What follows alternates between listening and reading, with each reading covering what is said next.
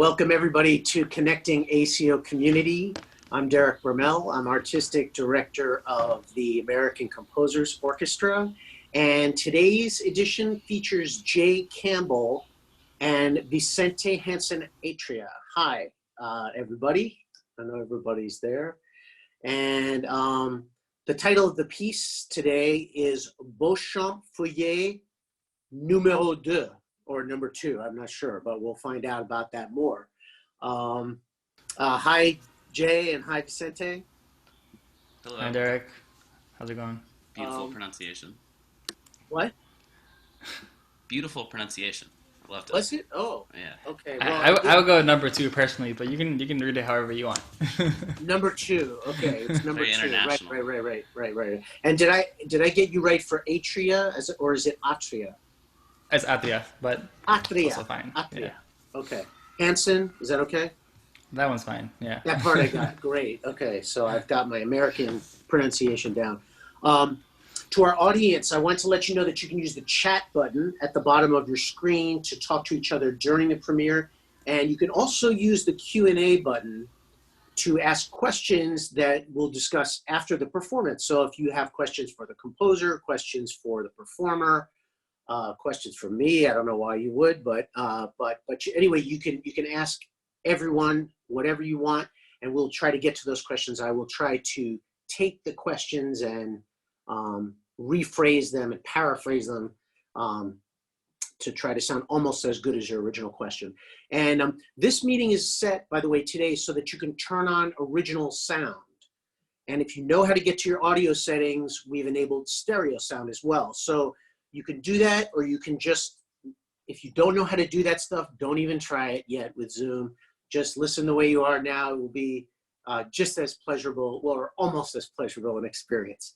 So now I don't know how many of you were here last week with us when Shara sang, and she's saying that we're all waiting for a change and yearning for a change to come.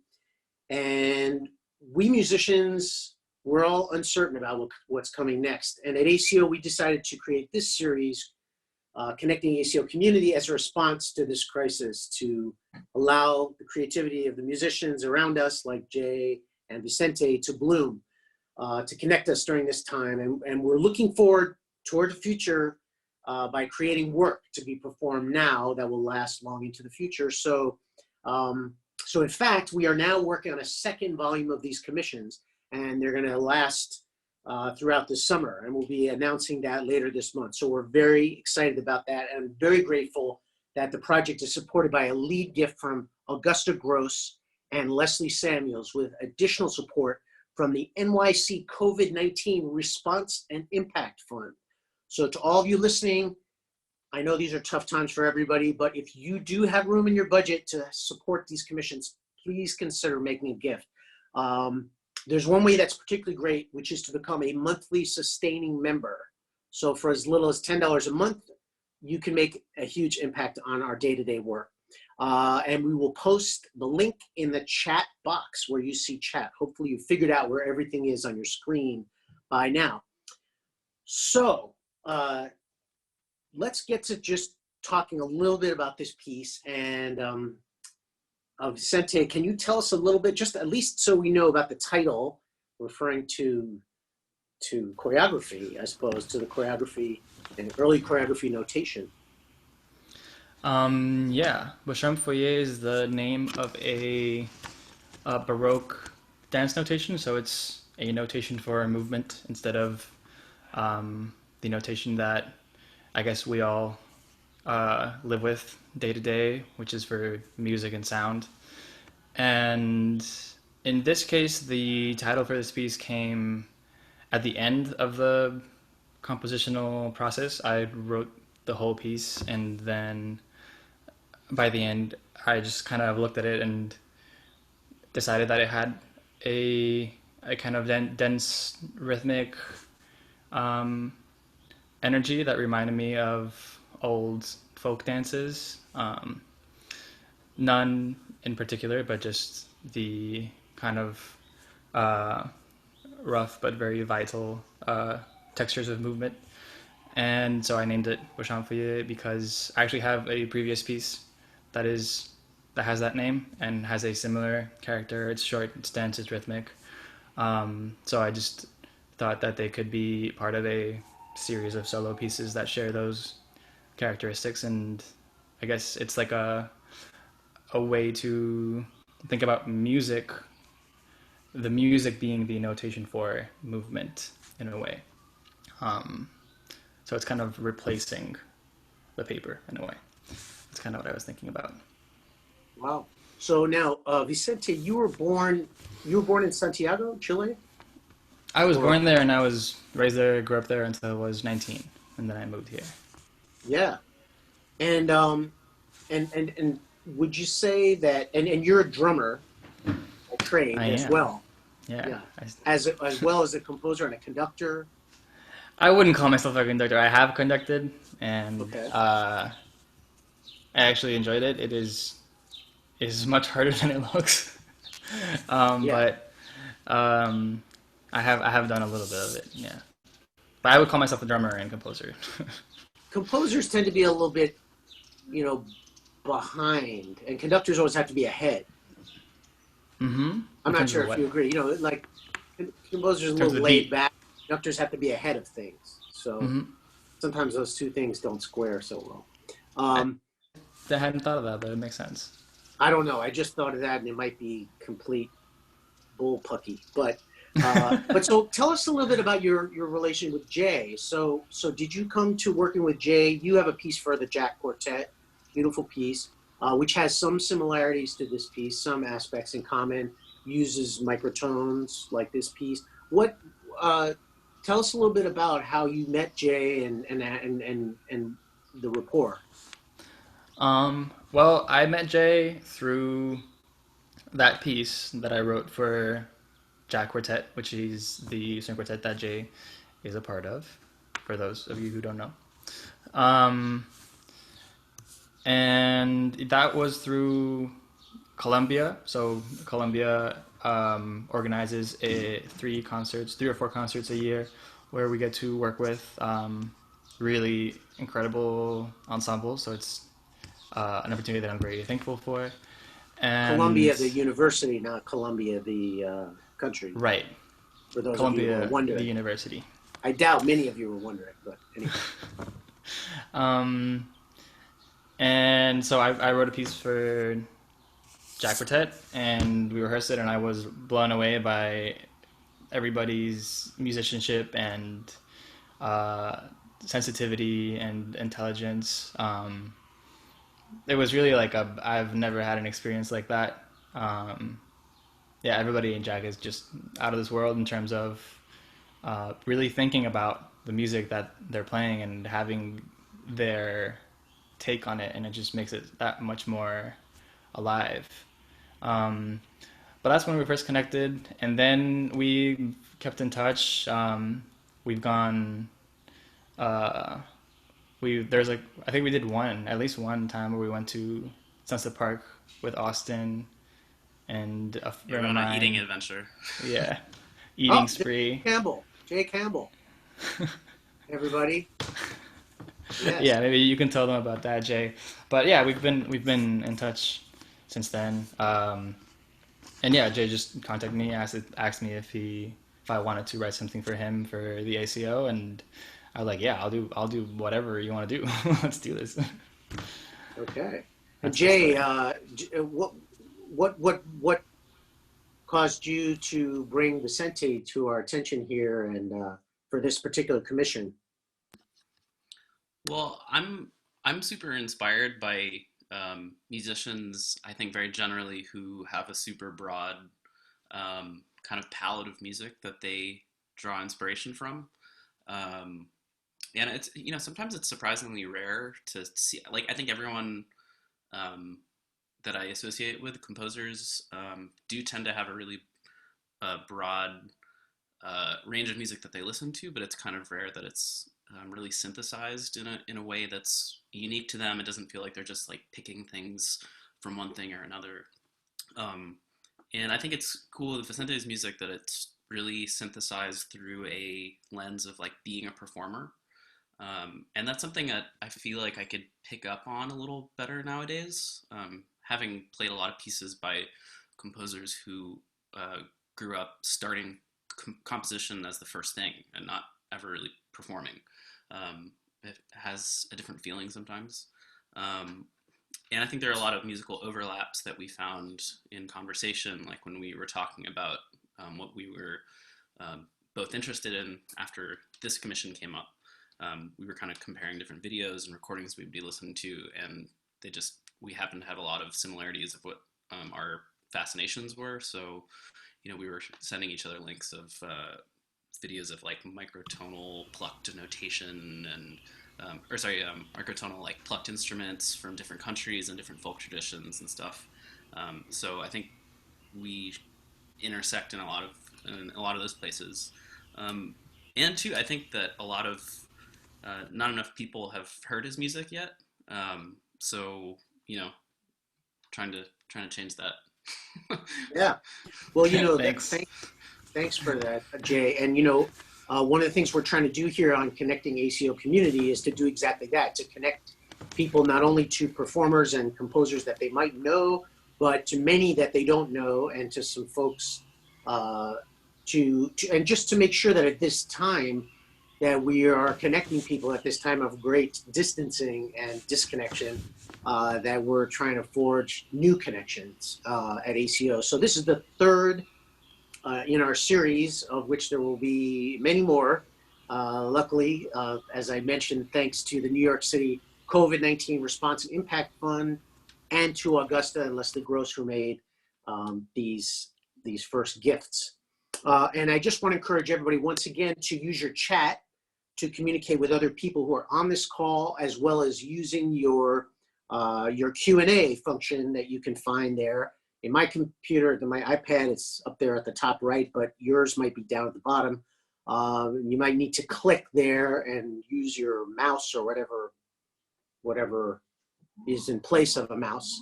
I'm sitting here listening to lots of sirens going by in Brooklyn. It's very sobering. It's been like this for weeks. But now I'm going to be very happy to, as Jay goes to the new music green room here, and we're going to hear this piece, Beauchamp Feuillée number 2, by Vicente Hansen Atria. That was great. Okay, so here we go.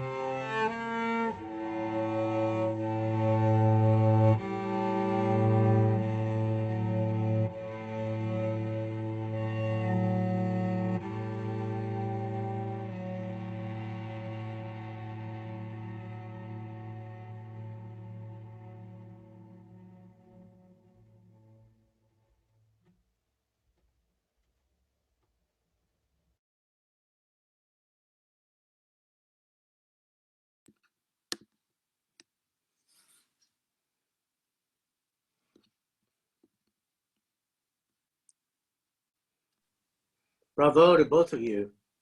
Um, Vicente, can you tell us while Jay's kind of getting back to us here? Can you tell us a little bit about how you conceived of this piece? And I know, I mean, we talked a little bit about, we didn't want to tell too much beforehand, but we talked a little bit about ornamentation.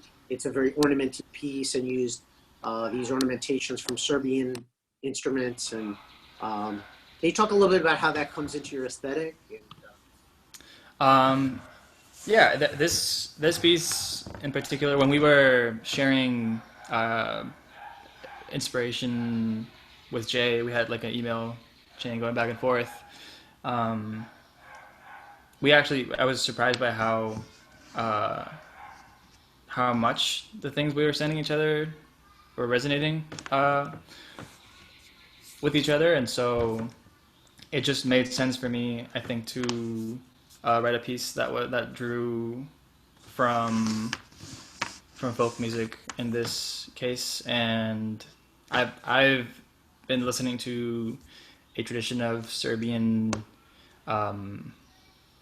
epic poetry singing that is called the people who do it are called guslar, and they play the gusle, which is a one string bowed string instrument.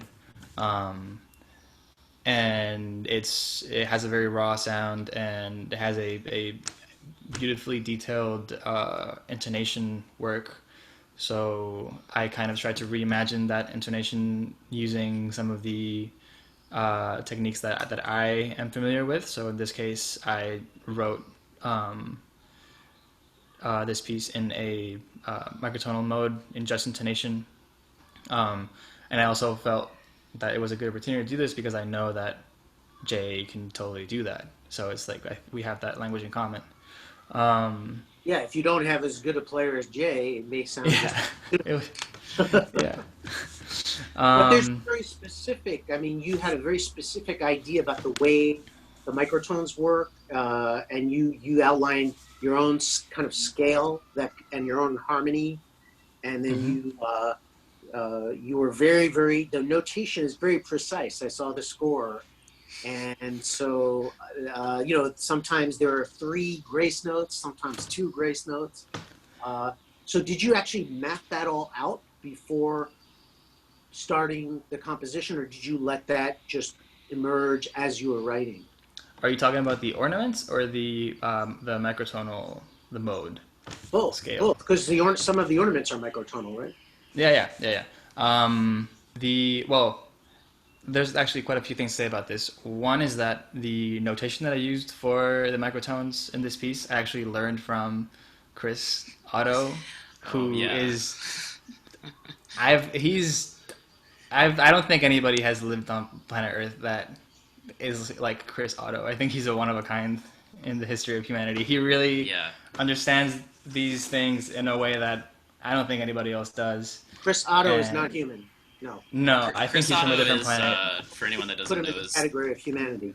Chris is the violinist, one of the violinists in the Jack Quartet, and he's kind of had a lifelong fascination with microtonal music and just intonation, and kind of the mathematics of music. And when Vicente wrote his string quartet for us, we got the score that was like really, really detailed in a microtonal notation that was difficult to read and perform. And I'm pretty sure we like ruined your life for a little while, like getting you to learn how to notate it in the way that we like to see it, which is very specific to how we work. Because it was very clear that when we got that string quartet, it was clear that you were up to something really cool, and we like wanted to try to get as close as we possibly could to it. And by the time we got to it, I'm not sure, but I think it revealed itself to be like even more complex, maybe. than Yeah. I definitely, I mean, the system of notation that Jack uses is the Helmholtz-Ellis notation for anybody who's interested. And it definitely took me a while to understand how it worked, and it was so annoying. But after that, I really had this moment of like seeing the zeros and ones in the matrix, like like I know jujitsu, like I feel like it definitely like leveled up in terms of how I understand intonation, and it was just it was totally worth it. So Chris Otto, if you're out there, thank you. Yeah, like Well, one example of like how specific you can get is like right at the end over that droning section. The speed that the two really close microtones are beating against the drone, it beats at the same speed as not the same speed, but like it beats in tempo as the written tempo of the music. So like kind of this like weird throbbing of the like out of tuneness is in time with the music that you're playing and the ornaments and all that stuff. So all these dimensions of music are kind of like being wrapped up into one like really awesome little thing, and you like really have to, I think, understand it to be able to um, convey that to a performer. So I think it's wow. cool. Yeah.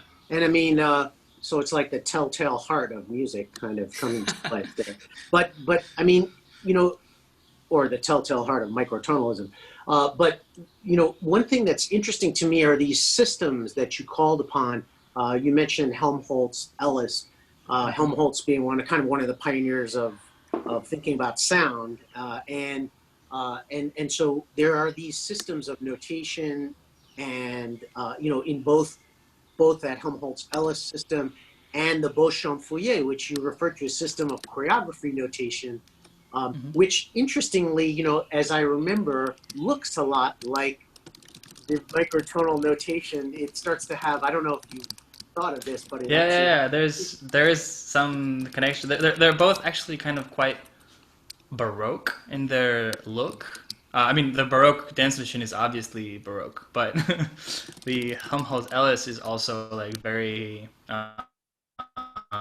Um, it just has that kind of intricate detail, but yeah. unlike Baroque ornamentation, it's actually all functional and describes very specific pitch relationships. But yeah, I think there is a visual similarity between those. Well, it's interesting how ornamentation is something that we associate with the Baroque, but we also associate it with contemporary music, that kind of ornamentation of notation and the specificity. Um, and you being a drummer, you think probably a lot about the subtleties of music and the little flams and ornamentation that you do as you're playing.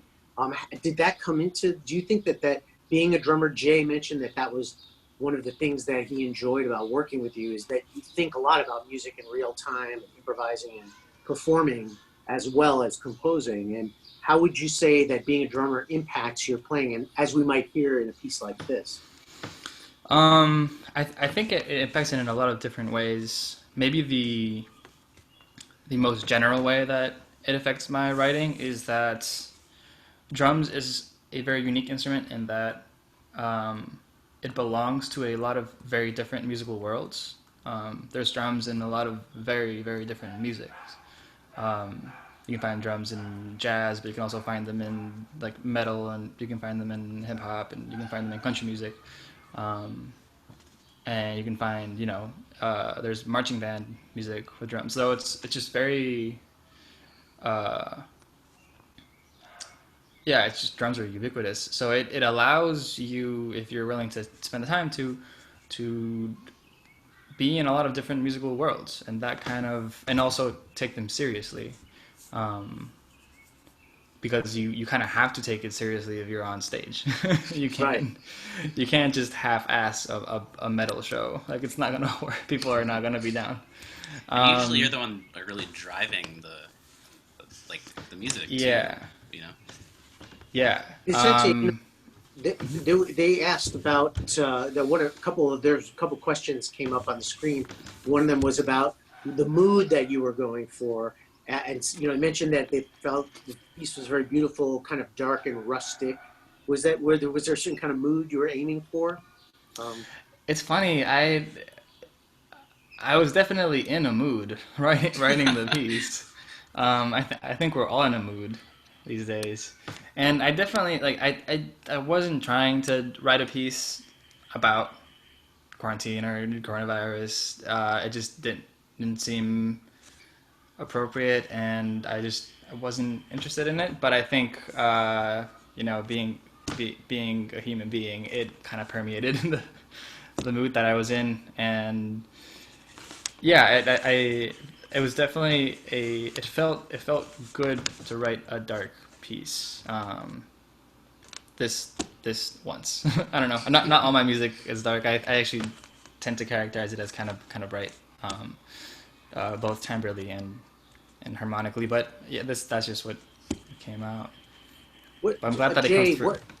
Jay, did you have a creative kind of contribution to this piece? And I mean, um, did well. First of all, I'm curious what you've been doing during this period when you're kind of locked up there by yourself.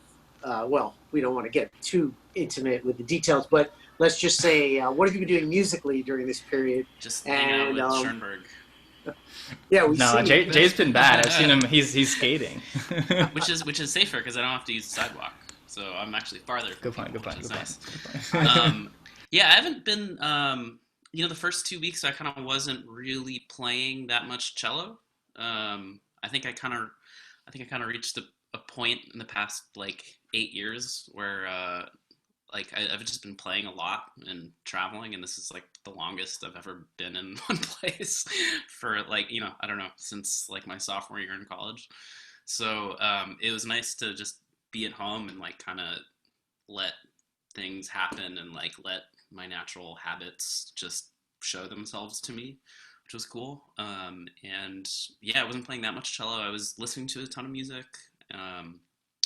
So it was really nice when this came up, actually, because it was so challenging to kind of like figure out all the microtones and all the ornamental inflections. Really had to practice it, so it got me playing again and like really working on a really granular level on cello playing and like examining a score and like listening really closely to myself, which was really nice. Because besides that, I would maybe like play a scale for like 30 seconds and be like, oh, that's not very interesting. And then I get this piece, which is in like this crazy awesome scale. And so I get to play that, and that just takes like hours to like get in my ear. And so that was nice. Did you go back and forth? Did you guys go have a kind of dialogue about the piece back and forth? No, not really. Just at the beginning when we were comparing notes on like what we had been fascinated by musically. I think generally I try not to put myself into that conversation too much by saying what I like to play or dislike to play, because usually where I'm put in a position where I'm playing something that I'm not familiar with is where I tend to grow the most and where I learn more about things that I don't know about. So for me, that's like a driving reason why I work with living composers, because they teach me the most. Well, it's great that you had the chance to really focus on a new work like this. I mean, and to just stretch your ears, stretch your mind. I mean, it's not like it's your birthday or anything, so you're not going to be, losing out on being with your friends or anything. By the way, today is James Brown's birthday. Did you know that? We were talking about that. And earlier. Pete Seeger and Frankie Valli also. Who? Yes. Frankie Valli? Frankie Valli's birthday is today. Yeah. Today's John Lewis, the pianist's 100th birthday. I don't know how many people knew that, but no, it is Jay's. Jay, it's your birthday, right? Yeah, it's my birthday. Yeah. What? It actually is. I did not know that. Happy birthday! I had no idea. It was only by providence that this was scheduled on your birthday. What the Jack Quartet active now? Are you working on something? Are you guys just all listening? Are you choosing repertoire? What are you doing during this period? Well, we're unrolling out a bunch of projects right now. We're I think like ACO, I think the coolest thing about this is that right now you're making new work. Like what's really more, I think for me, more exciting about this than some other streams. I'm not going to compare streams. No name. What's cool is that you're actually actively creating work, and I think that's why I got excited to like unpack my cello again, because it's something new. That's like such a great way of connecting with another person and making something that's like fresh and really alive. I don't feel like I want to respond to the world around me by like going backwards to what's like really safe and what I know and all that stuff. So that was really inspiring for me to start working again. So that's awesome you guys are doing that, and I think Jack is aiming in that direction also. So we're unrolling a new commissioning, well, not a new one, but year 2 of a commissioning project to kind of bring in more people, a more diverse, inclusive body of artists into our field. We're making a bunch of recording plans. We finally all have microphones that are on the same level, so if we have to do some multi-tracking, we could do that. And we've been working a lot at the New School. We're doing a bunch of lectures on intonation, actually. So we're introducing the community to that. We're still teaching a lot. Wow. But yeah, we talk a lot. We're trying to figure out what to do next. But a lot of it is just brainstorming, like what's the stuff we've like always wanted to do, and like now we have time to really think about it and plan for it. And I think we're all actually like really excited going into whatever is coming next. It's so unpredictable, but I think we just have our eyes towards the stuff that like has kept us playing and doing this stuff for all these years. So there's so many composers out there that are really inspiring to us that we've been dying to work with, and we've been reaching out to a lot of them, and it's been cool. People want to know how much time you spend of your life with Jack. How is it divided up? How much time do you spend with Jack? How much time do you spend Jack the string quartet, or that's what we're talking about, just in case there was any confusion. How much time do you spend practicing? How much time do you spend reading great novels or binge watching series or cooking? I've been cooking a lot lately, but I won't ask out of necessity. But during the normal year, I typically am spending about, I would say 80% of my time with Jack, and maybe 10%, maybe like 15% doing my own projects, and then probably like 5% with my piano trio, which kind of is doing a lot of the kind of meat and potatoes classical rep. But the other two players in there are like, they just bring such an interesting new perspective to it that it really gets me excited to play all that old music again. Everybody should check out that trio. It's very good. Yeah, the other two guys are like just so amazing. It's crazy. Yeah, it's really inspiring to play with them. So that, I think that's about 100%. Did I get to 100%? Yeah. The last 5% is the other stuff that I like to do. You don't have to tell us about the last 5%. But Vicente, what about you? I mean, how are you weathering this particular period? There was also a question, by the way, about Chilean composers. One of the audience wanted to know, can you tell us about some great Chilean composers? Because we don't really have that knowledge here. So. I mean, where to begin? In terms of like contemporary classical music, I think my favorite is Francisco Concha Goldschmidt. He's really great. But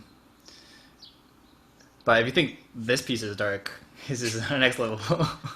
But he's amazing. He does a lot of work with. He has a beautiful nylon guitar piece. He has a lot of really interesting theatrical works, but not like postmodern-y kind of satirical music theater. It's more like I don't know. It's more like Beckett, but in music. Well, that kind of dark. All right. Yeah, but it's great. It's really great. What do you have coming up next? I have, a lot of it's kind of up in the air right now, but I'm using this time to finish writing a book of music for a septet that I have called Orlando Furioso, which is named after the first sci-fi literature. I think it's from the 15th century. But Back yeah, to that's the Baroque again. But yeah, Can't get away. I think it was even earlier. It's Renaissance. But yeah, that septet is actually also microtonal. but has kind of a different approach. And we were very lucky to get funds from the Fondo de la Música, which is the Chilean state funds for the arts, and we also got a Brooklyn Arts Council grant. So I'm using those funds to make a really nice studio recording of that music, and I am using the time now to finish writing it. So it kind of worked out. And I'm also actually producing electronic music in the meantime, partly because I can't hang out with other people, but also it's an interest of mine. And lastly, I had a lot of recorded but unmixed recordings from different bands and groups in collaboration, so I've been taking my time now to sit down and mix them as part of my 2020 resolution to finish the things that I start. Fantastic. Well, thank you so much, both of you, for sharing your new work with us. And what we're hoping to do is to gather all these works afterwards and have them performed and recorded and hopefully live with a big live audience. But that may be sometime in the future. But we're gonna try to put these works together so that they continue to resonate in the world. And so thanks to both of you. Thanks, Vicente. Thanks, Jay. Thank you, Derek. And thanks to the audience and to our staff at ACO for keeping music alive. And as I mentioned, you can look in your chat there to see more information about supporting ACO if you'd like to help support what we do with this project and with other projects that we're doing. And we'll be back next week with the composers Sakari Dixon Vanderveer and clarinetist Derek Bermel. Oh, that was a self-reference. For more information, you can go to about the coming schedule for Connecting ACO Community. Just go to our website, ACO, that's AmericanComposers.org. And you can watch us again, this exact program, by clicking on Music on the Rebound. And so we're going to post that link for you. Stay safe, stay strong, stay alive, as the Bee Gees said, and stay with us next week. Connecting ACO Community. Thanks for joining us. Thanks, Derek. Thanks. Bye. Bye.